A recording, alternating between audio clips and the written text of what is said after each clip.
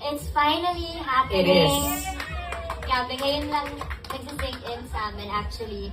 Kasi sinabi ko kanina pa, kagabi pa ako kinakabahan.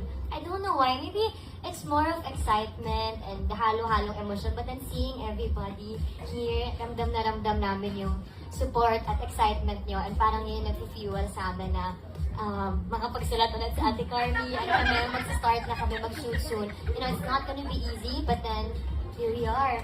This is so exciting. You know, we thought we already said our goodbyes. But here you are, saying our hellos. Magaling sila magsulat. As kapamilya, as kapuso, and as we all said kanina, this is a first, a lot of firsts. And excited lang siguro ako. So thank you so much for giving us another opportunity to tell another story and to share Ethan, continue sharing Ethan and Joy's story, but this time in Canada. Sana